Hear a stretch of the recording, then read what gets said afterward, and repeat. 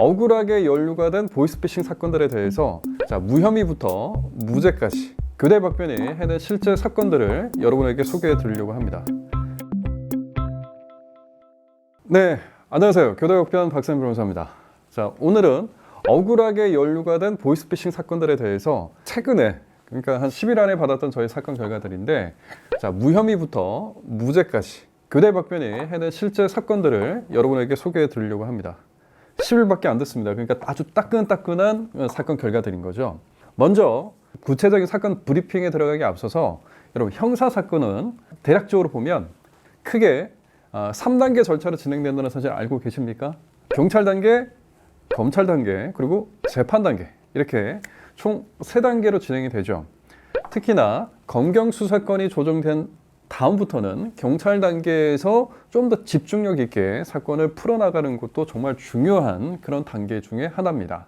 그러면 오늘 사건들과 관련해서는 저희가 경찰 단계에서는 무혐의 불송치 결정을 받았던 그 사례, 그리고 마지막 재판 단계에서는 집행유예 판결 선고를 받거나, 그리고 더 좋은 무죄 판결을 받았던 그 판결들을 소개해드리고자 합니다. 검찰 단계에서 합의를 통해서 기소의 처분을 받았던 케이스는 너무 많아서 이 부분은 일단은 추후에 기소유예 관련된 사례들을 모아서 그때 종합적으로 교대박변에 소개해 드리도록 하고요. 여러분, 그 중에서 오늘 여러분에게 소개해 드리려고 하는 것은 그냥 이런 결과가 좋았다, 이런 보이스피싱 사례에서 이런 결과를 받았다 라는 그 결과적인 측면에서만 의미 있는 판결을 소개해 드린 건 아니고요.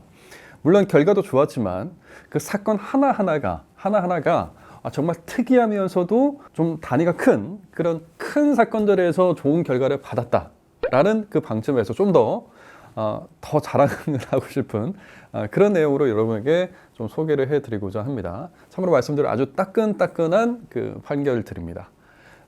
여러분, 첫 번째 사건은 경찰 단계에서 무혐의 불송치 결정을 받았던 사례인데, 해당 사건은 말이죠, 피해 금액이 30억 원에 다다르는 역대급으로 큰 사건이었습니다.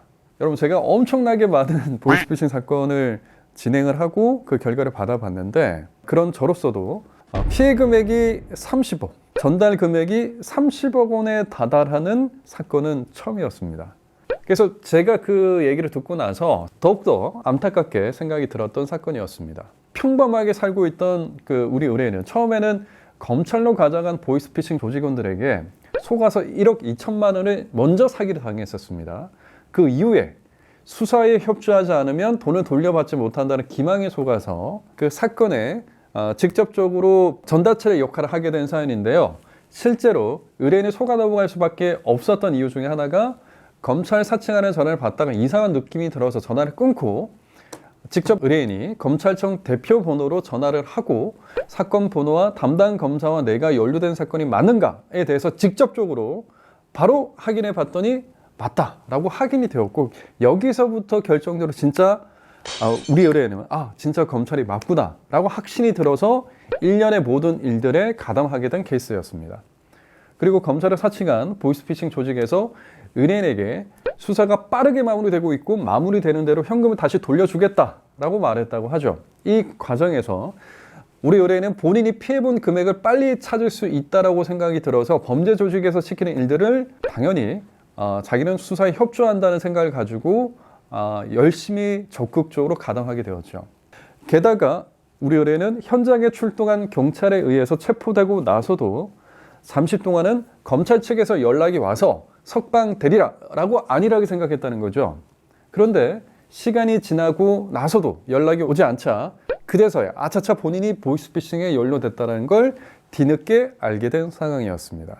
이 또한 일반적인 다른 보이스피싱 사건들처럼 워낙에 그 무혐의를 입증하기가 어렵고 난도가 있었던 사건으로 여겨집니다. 실제로 피해 금액이 너무 컸다는 거죠. 피해 금액이 크다는 얘기는 여러분 무슨 얘기일까요? 실제로 인출책 역할로 가담했던 기간이 상당히 길었다는 걸 의미합니다. 상당히 긴 만큼 실제로 보이스피싱 조직원이 지시를 하고 이에 따라서 인출을 하는 그 과정에서 누가 봐도 보이스피싱으로 볼만한, 의심할 만한 대목이 켜켜이 쌓이고 있었던 정황이 본인에게 상당히 불리한 정황으로 남아있었던 사건이었다라는 말입니다. 저희가 적극적으로 항변했던 부분은 당사자 입장에서 보이스피싱이 아니라 직접적인 수사 단계 일환으로서 우리가 생각할 수밖에 없었던 그 대목을 하나하나 짚어서 설명해 나갔고요. 무엇보다도 우리가 왜 이 사건에 적극적으로 가담하게 됐는지, 즉 검찰청 수사가 정당한 수사다라고 판단할 수밖에 없었는지, 이런 부분에 대해서 아주 집요하게 파고들었습니다. 그리고 또 하나, 실제 이 사건의 피해자분들과 접촉을 해서 우리 의뢰인과의 있었던 일들 중에 이 사건이 보이스피싱에서 인출책임을 스스로 자각을 하면서 이 사건에 가담한 범죄자라고 느낀 적이 있느냐, 그런 사실이 있었느냐와 관련된 재반적인 정황 진술 등을 청취를 해서 이 부분을 통해서 적극적으로 피해자를 통해서도 간접적으로 우리 의뢰인의 무혐의를 주장하도록 했죠. 이러한 노력의 결과 결국 저희는 이 사건에서 혐의 없음 불송 결정을 받았습니다. 이번 사건은 재판 단계에서 무죄를 받았던 사건입니다. 이번 사건 역시 너무나 억울했던 사건인데, 우리 의뢰인은 수사 단계에서 무려 여러분 구속영장이 발부가 돼서 구속 수사가 진행됐던 건이었어요. 그러다가 재판까지 기소가 됐고요. 그 이후에 재판 단계에서 무죄를 받아서 석방이 됐던 케이스입니다. 우리 의뢰인은 흑인분이셨고 한국에도 능통하지 못한 외국인이었던 우리 의뢰인. 페이스북 메시지를 통해서 외국 회사가 택배 업무라고 의뢰인을 속여서 의뢰인은 그 사실도 모르고 범죄에 가담하게 된 상황이었습니다. 그런데 말이죠, 이 사건이 좀 특이했던 부분은 뭐냐면, 여러분 로맨스 스캠이라고 하죠. 마치 잘 나가는 외국인인 것처럼 피해자를 속여서 피해자에게 신뢰를 얻은 상태에서 이 물건을 전달하게끔 했던, 또는 돈을 붙이게끔 했던 그런 것들이 조합이 되어 있는 그런 상황이었어요. 무슨 말인가 하면, 보이스피싱 주범이 피해자에게 환심을 사서 어떤 물건을 걸어놓게 하거나 또는 돈을 보내게끔 하고, 그리고 우리 의뢰인이 그 주범으로부터 또 속아서 그 사람이 피해자가 맡긴 물건을 찾아오는 그런 형태였습니다. 실제 사실은 양쪽 다 보이스피싱 주범으로부터 기망당했던 당사자인 것이죠. 그럼에도 불구하고 일반적으로 보이스피싱 사건의 인출책 역할, 물건을 전달하는 역할을 하는 사람은 실제 혐의가 인정돼서 처벌이 많이 되고 있죠. 특히 수사 단계에서부터 구속이 됐다는 것도 정말 우리 입장에서는 불리한 부분이죠. 왜냐하면 수사 단계에서 이미 영장이 발부됐다는 의미는 이 관련되는 사건에서 이 당사자, 우리 의뢰인의 범죄 부분의 많은 부분이 소명이 됐다, 이미 입증이 됐다라고 봤기 때문에 영장이 발부된 것이란 말이에요. 그렇기 때문에 이 부분들을 깨부수는 게 중요했고, 무엇보다 우리 의뢰인이 이전에도 보이스피싱은 아니었습니다. 보이스피싱 형태에서 대포 통장을 빌려준 것과 관련해서 전자금융거래법 위반으로 실제 처벌을 받았던 전력이 있었다는 것이 아주 불리한 점으로 작용하고 있었던 그런 사건이었습니다. 워낙 이 사건이 어렵게 진행되는 부분이었죠. 저희는 이 사건에서 무죄를 추정할 수밖에 없었습니다. 왜 그러냐면, 지금 외국인 신분이었기 때문에 혐의가 인정되게 되면 강제 추방을 당하는 상황이었고, 결국 그 배우자와 강제적으로 결별해야 되는 상황이었기 때문에 그 사안의 심각성을 인지를 하고 무죄를 소명하는데 아주 노력을 기울였던 사건이었고, 다행스럽게도 결과가 좋게 나왔던 거죠. 저희가 유리한 부분과 불리한 부분이 있잖아요. 그러면 유리한 부분에 대해서는 좀 더 강력하게 거듭해서 주장하는 게 바람직하고, 불리한 부분에 대해서도 적극적으로 이 부분을 항변하는 그런 방법을 전략을 택했습니다.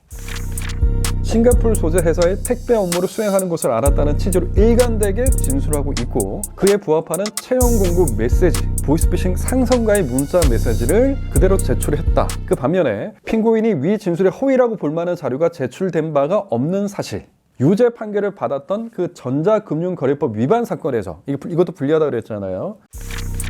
피고인이 로맨스 스캠 사기 범행에 관해서 수사를 받긴 했으나 사기의 점에 대해서는 기소된 바가 없었다. 그리고 접근 매체 보관의 점에 대해서만 기소됐다. 그리고 위 전자금융거래법 사건의 경우와 본건의 사기 범행 수법이 이 사건 각 범행과는 상당한 차이가 있었다는 점, 이 부분을 밝히면서 무죄를 선고했던 판결이었습니다. 마지막은 또 최근에 2월 10일자 판결 선고된 보이스피싱 사건이었습니다. 이 사건은 재판 단계에서 집행유예를 받아냈던 사건인데요. 이번 사건도 모르고 당하면 정말 누구나 당할 수 있는 그런 사건이었습니다. 늦은 나이에 창업을 했으나 전 세계적으로 유행한 코로나로 인해서 폐업을 한 후에 어렵게 생계를 유지해오던 의뢰인이 많은 나이와 적은 사회 경험으로 인해서 취업이 어려워진 상태였었죠.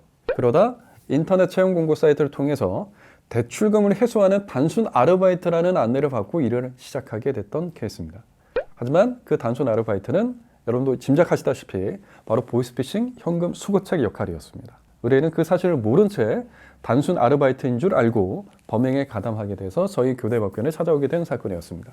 이 건 같은 경우는 피해 금액이 상당했고요. 피해자도 많았습니다. 그래서 이 혐의를 다 떨궈내기는 어렵겠다라는 생각이 들어서 저희가 최종적으로 재판을 목적으로 두고 재판 단계에서 집행유예를 받아야 되겠다라는 의도를 가지고 수사 단계에서부터 시간을 가지고서 피해자 한 분 한 분을 설득을 해서 실제 피해 금액보다는 낮은 금액으로 합의를 하나하나 봐나갔던 사건이었습니다. 의뢰인분께서 자금이 넉넉하지 못하셨기 때문에 모든 피해자와 합의를 하지 못하셨어요. 그러나 피해자와의 합의를 통해 피해 회복에 최선을 다한다는 느낌을 재판부에게 주는 것은 상당히 필요하다고 판단했기 때문에 진정성 있게 임했던 그런 사건이었습니다.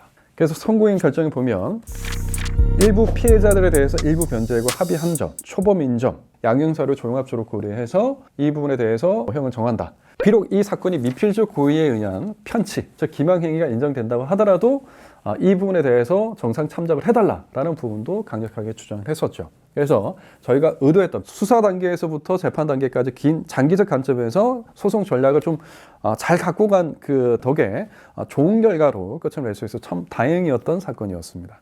억울한 의뢰인이 과도한 처우를 받지 않도록 최선을 다했던 우리 그 로펌의 이 같은 결과, 실제로 저희가 진행하는 그 보이스피싱 사건이 정말 많은데요. 그 중에서 지난 일주간에 이렇게 나왔던 그 결과, 가장 따끈따끈했던 사건들을 여러분에게 소개해 드렸습니다. 자, 억울한 상황에 어떻게 해야 될지 모르는 분들 언제나 댓글이나 이메일 혹은 교대법변 로펌으로 연락을 주시면 저희가 적정하게 안내를 해드리도록 하겠습니다. 언제나 여러분의 곁에서 교대법변이 중요한 문제를 해결해 드릴 수 있는 역할을 할 수 있기를 기대하고, 그리고 구독과 좋아요는 언제나 힘이 됩니다.